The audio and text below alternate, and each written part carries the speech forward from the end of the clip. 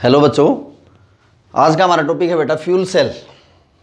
देखो, जैसे फ्यूल नाम से ही पता लग रहा है कि अगर आप कोई चीज़ जलाओगे, जलाने से एनर्जी प्रोड्यूस होती है। After combustion energy is produced.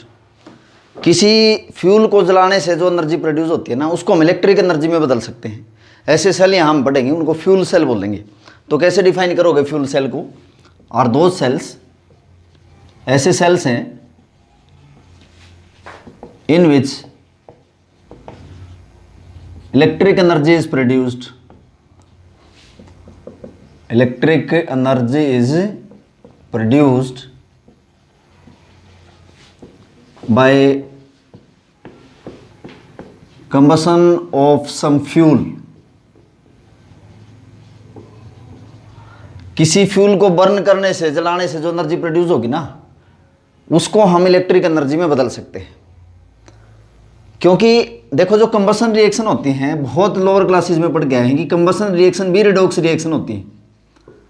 और जो इलेक्ट्रोकेमिकल सेल हम पढ़ के आए हैं, ऑक्सीडेशन और रिडक्शन, एनोड और कैथोड पे, वो भी तो एक तरह की रिडॉक्स रिएक्शन है।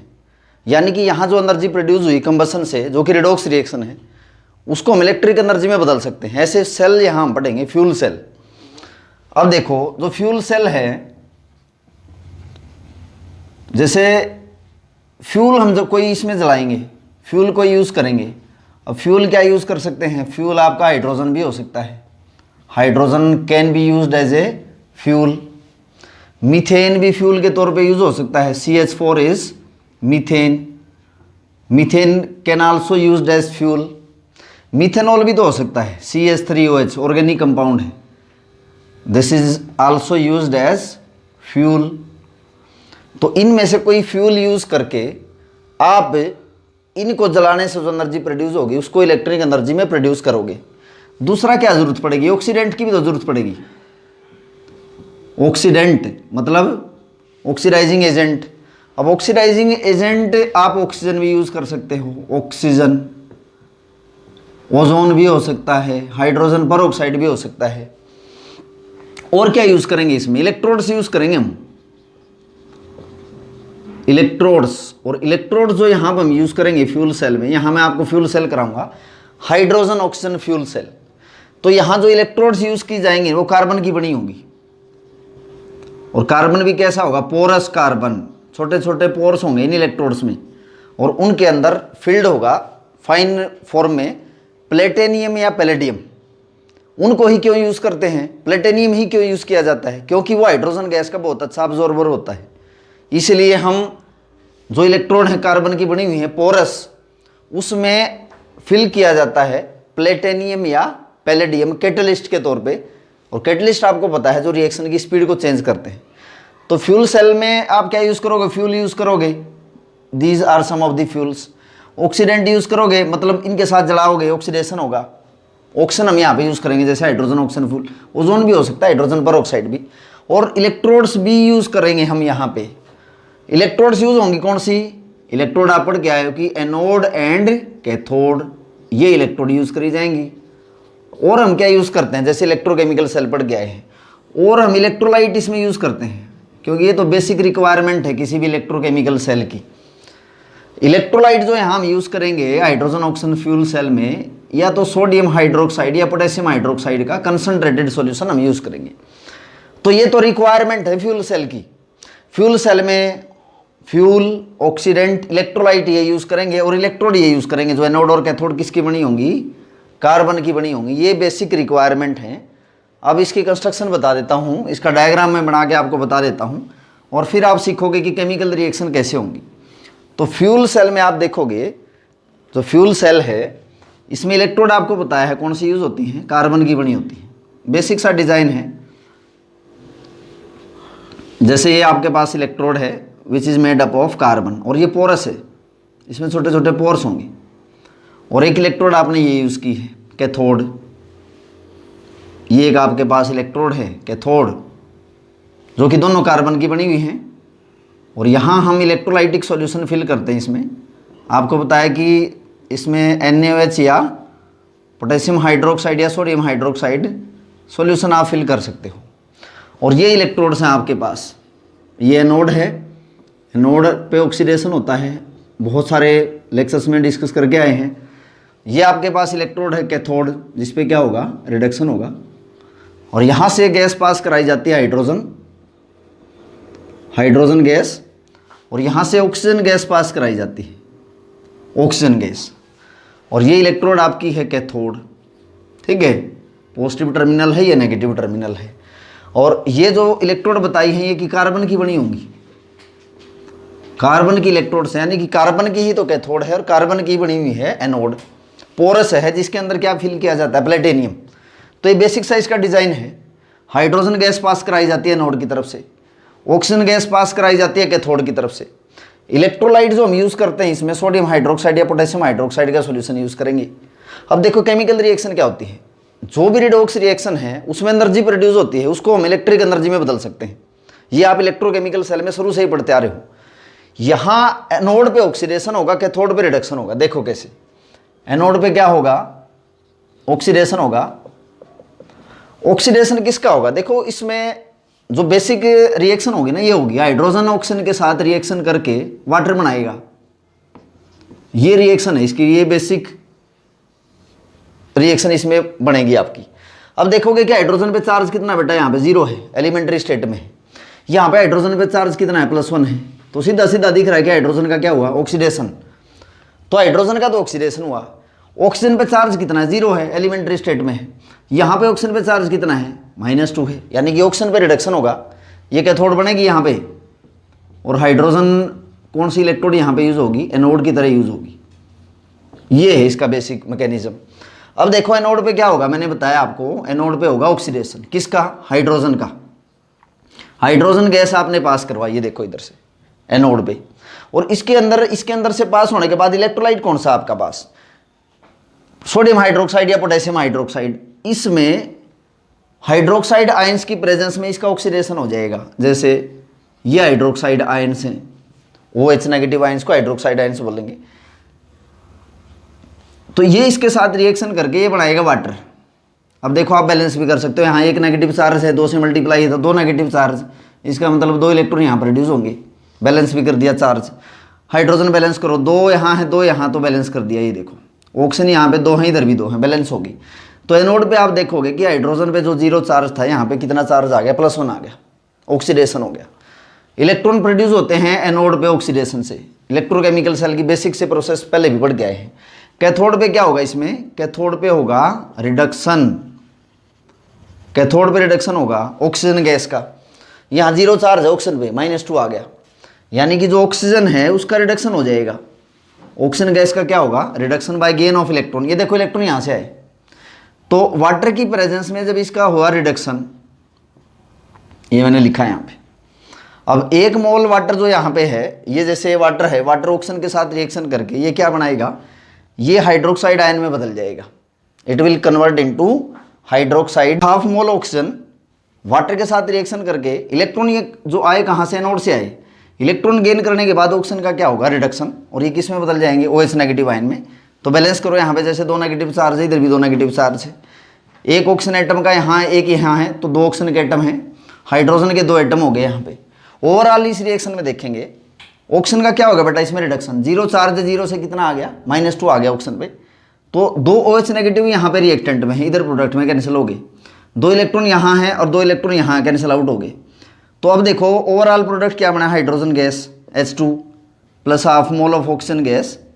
यहाँ वाटर के 2 मॉलिक्यूल है, इधर कितना है, 1, तो इधर कितने बच गए, 1 वाटर का मॉलिक्यूल बचा।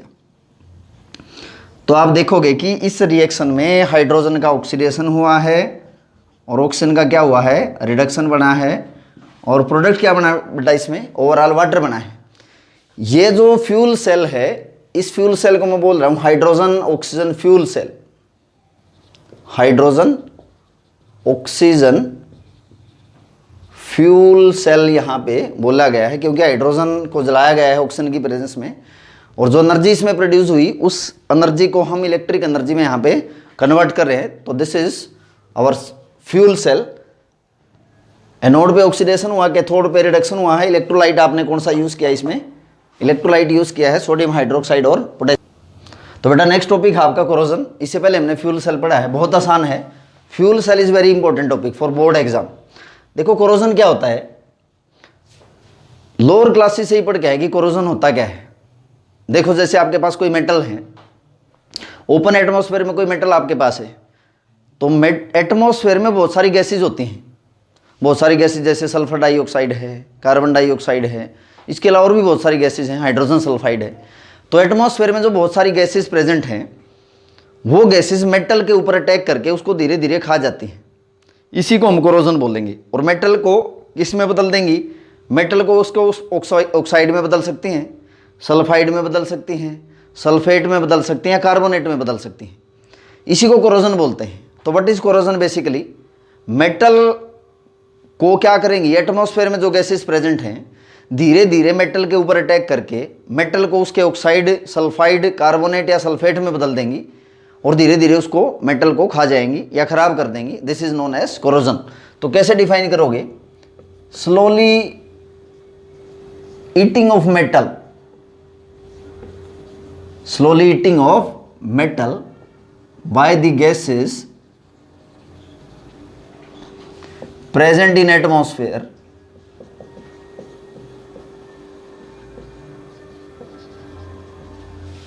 and convert metal into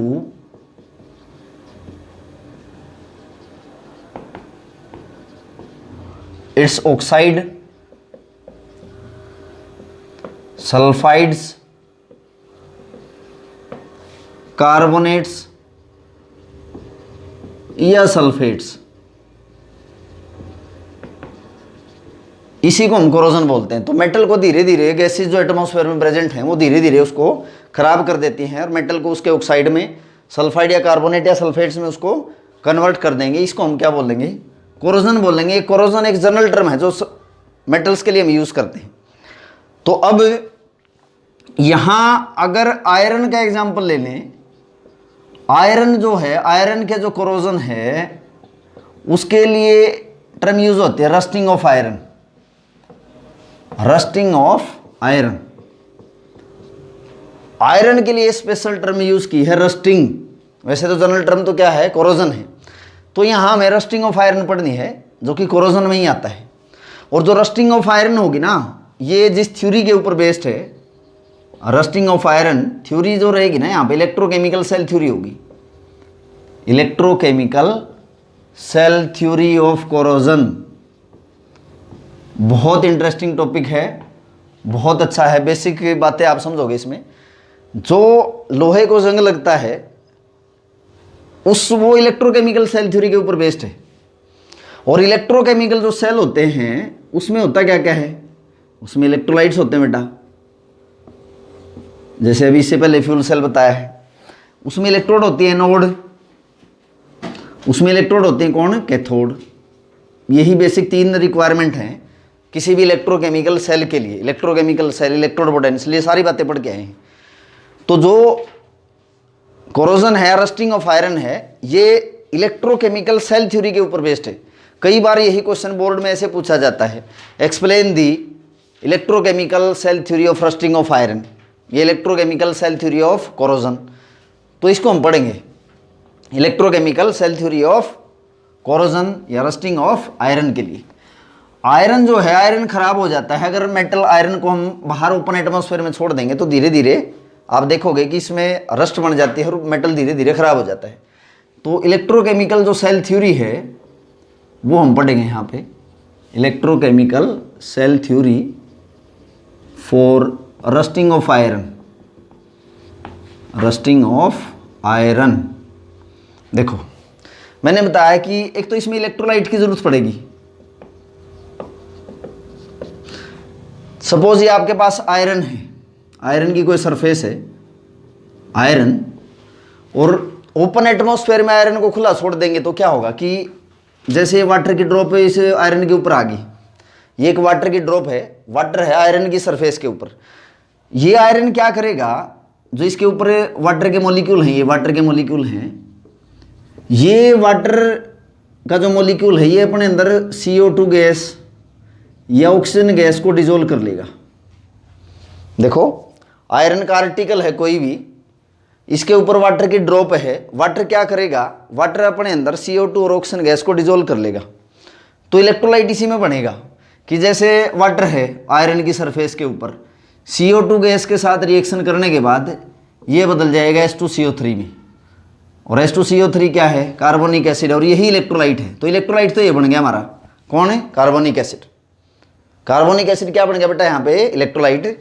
और कार्बोनिक एसिड वीक एसिड है, कार्बोनिक एसिड किस तरह की एसिड है, वीक एसिड है, और ये क्या प्रोड्यूस करेगी, H+ आयन प्रोड्यूस करेगी और कार्बोनेट आयन प्रोड्यूस करेगी।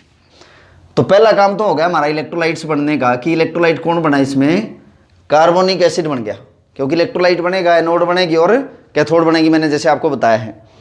अब क्या होगा, ध्यान से देखेंगे कि वाटर के अंदर जो ये CO2 और ऑक्सीजन गैस डिजोल्व है, कार्बन डाइऑक्साइड गैस जो डिजोल्व हुई थी वो किस में बदल गई, H+ आयन में और जैसे कार्बोनेट आयन में, ये पड़े हुए हैं इस वाटर के अंदर। और ये आयन्स या स्पीसीज इस आयरन के कांटेक्ट में है, क्योंकि वाटर ड्रॉप के अंदर अब H+ आयन भी है और ऑक्सीजन आयन भी है। अब देखेंगे पहला स्टेप होगा, आयरन जो कांटेक्ट में है ऑक्सीजन के और H+ के, तो ऑक्सीजन और H+ आयन्स जो कि आयरन की सरफेस के संपर्क में है, उसकी वजह से आयरन का ऑक्सीडेशन हो जाएगा।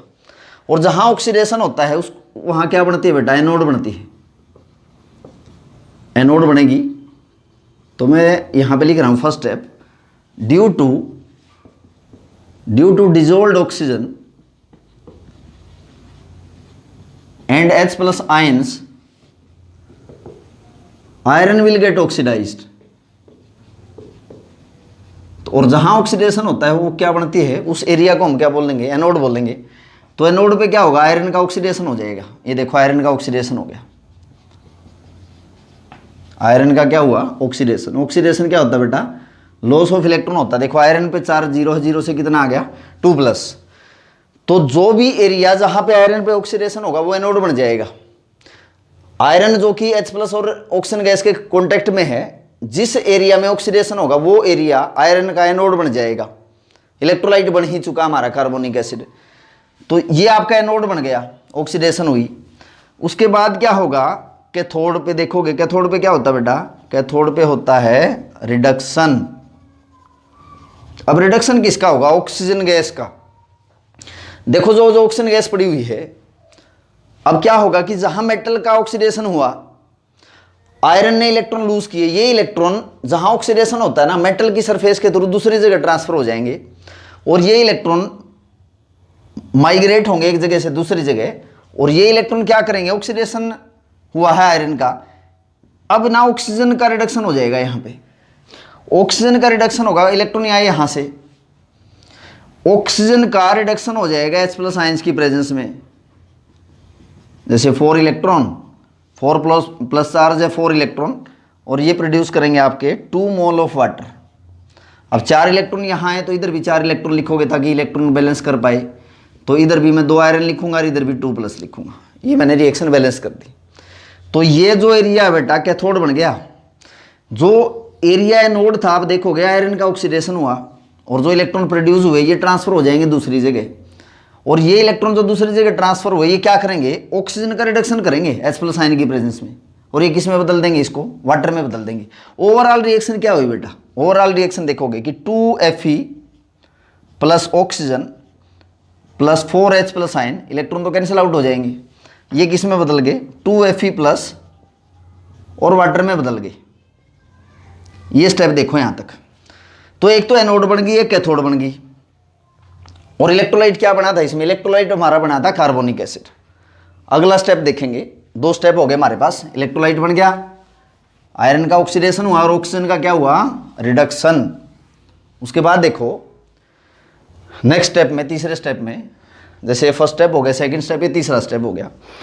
जो आयरन अब ऑक्सीडाइज हो गया, मैंने ये कहा है कि ये आयरन है, ये वाटर है आपके पास, वाटर, और इसमें जैसे ऑक्सीजन गैस प्रेजेंट है, डिजोल्व हो जाती है, इसमें H+ आयन भी प्रेजेंट हैं, और ये जो आयरन है ये ऑक्सीडाइज हो गया। सपोज ये आयरन था, आयरन हो गया ऑक्सीडाइज किसमें, Fe2+ में। अब ये आयरन ना फर्दर ऑक्सीडाइज होगा। तीसरे स्टेप में मैं क्या लिख रहा हूँ कि आयरन कौन सा, जो फेरस आयन है, विल गेट फर्दर ऑक्सीडाइज्ड।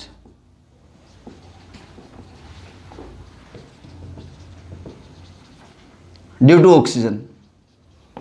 जो वाटर के अंदर ऑक्सीजन प्रेजेंस है, इसकी वजह से आयरन का फर्दर अब क्या होगा, ऑक्सीडेशन हो जाएगा।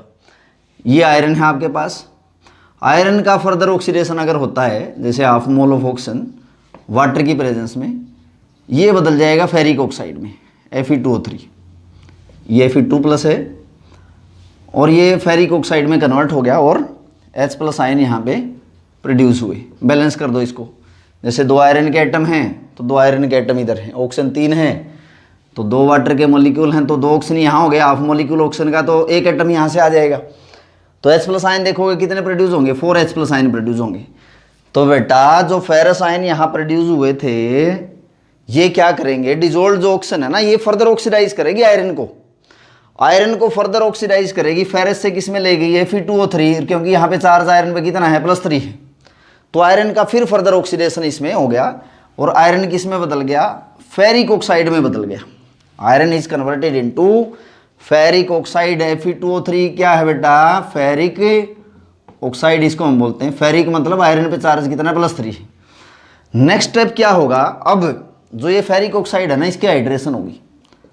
हाइड्रेशन लास्ट स्टेप है ये इसका, hydration of ferric oxide to form hydrated ferric oxide. Hydrated ferric oxide, और जो हाइड्रेटेड फेरिक ऑक्साइड होता है इसी को रस्ट बोलते हैं। आप देखोगे जब आयरन खराब हो जाता है उसके ऊपर से ना ब्राउन कलर की ऐसे पील सी उतर जाती है। तो अब क्या होगा, जैसे मैंने लिखा है हाइड्रेटेड फेरिक, ये आपके पास फेरिक ऑक्साइड बना, इसकी हाइड्रेशन होगी। Fe2O3 is ferric oxide. X number of water molecule definite नहीं है, क्योंकि एक्स लिखा है, कोई अगर मॉलिक्यूल लिखे हो 5, 6 वो तो डेफिनेट है, तो ये डेफिनेट नहीं है वाटर के मॉलिक्यूल। तो मैं इसमें लिखूंगा Fe2O3 XH2, और इसको हम क्या बोल देंगे, ये केमिकल फॉर्मूला है रस्ट का। तो ये कंप्लीट थ्योरी है बेटा आयरन की रस्टिंग की। अब आप देखोगे कि आयरन की जो रस्टिंग हुई ना, उसमें मेन रोल तो ऑक्सीजन और H+ का है। जैसे मैंने बताया कि आयरन का ना ऑक्सीडेशन हुआ शुरू में, जैसे बताया था आपको, आयरन का ऑक्सीडेशन हुआ ऑक्सीजन और H+ आयन की प्रेजेंस में, और ये आयरन ऑक्सीडाइज हो गया। अब देखो आयरन का अगर ऑक्सीडेशन ही नहीं होगा, अगर आयरन का ऑक्सीडेशन ही ना हो तो रस्टिंग ही नहीं होगी। तो अगर हमें आयरन आर्टिकल को, जो भी चीज़ आयरन से बनी हुई है, उसको अगर कोरोजन से बचाना है ना, तो हमें क्या करना पड़ेगा, उसको एसिडिक मीडियम से दूर रखना पड़ेगा, ये H+ आयन मिनिमाइज हों। तो ऐसा कोई भी आयरन का आर्टिकल है जो हमें कोरोजन से बचाना है, रस्टिंग से बचाना है, तो हम क्या करेंगे, ऐसे सॉल्यूशन के कांटेक्ट में लेके आएंगे जिसकी pH क्या हो, बेसिक हो, यानी कि pH 7 से ज़्यादा हो। 9 या 10 pH बहुत अच्छी pH है जिस पे आयरन ईजिली ख़राब नहीं होता। जहाँ इलेक्ट्रोलाइट या H+ आयन या एसिडिक मीडियम ज़्यादा होगा, आयरन आर्टिकल वहीं जल्दी ख़राब होता है। तो आयरन का पहले ऑक्सीडेशन होगा किसमें, Fe2+ में, ये फिर आगे फिर ऑक्सीडाइज हो गया था किसमें, Fe3+ में। कंक्लूजन बता रहा हूँ बेटा। फिर ये Fe3+ फर्दर किस में कन्वर्ट हो गया था, Fe2O3 में, और हाइड्रेटेड फेरिक हाइड्रेशन होने के बाद ये किस में बदल गया, हाइड्रेटेड फेरिक ऑक्साइड में। तो ये कंप्लीट थ्योरी है, और इस थ्योरी को हम बोलते हैं इलेक्ट्रोकेमिकल सेल थ्योरी। इलेक्ट्रोलाइट कौन बना, कार्बोनिक एसिड। कैसे बना, कार्बन डाइऑक्साइड वाटर में डिजोल्व होगी, कार्बोनिक एसिड बनी। ऑक्सीजन जो वाटर में प्रेजेंट होती है, ऑक्सीजन और H+ आयंस की प्रेजेंस में आयरन का ऑक्सीडेशन हुआ, वो रीजन एनोड बन गया था, क्योंकि एनोड पे ये ऑक्सीडेशन होता है। फिर इलेक्ट्रॉन माइग्रेट हुए दूसरी जगह, फिर क्या करेंगे, वो इलेक्ट्रॉन ऑक्सीजन का रिडक्शन करेंगे जाके H+ आयन की प्रेजेंस में। क्या बना, वहाँ पे वाटर प्रोड्यूस हुआ था, और आयरन फिर फर्दर आगे ऑक्सीडाइज हुआ था फेरिक आयन में, जिसके हाइड्रेशन होने के बाद क्या किस में कन्वर्ट हो गया था, हाइड्रेटेड फेरिक ऑक्साइड, जिसको हम क्या बोलते हैं, रस्ट बोलते हैं। तो this is our complete topic corrosion which is based on electrochemical cell theory. Thank you students.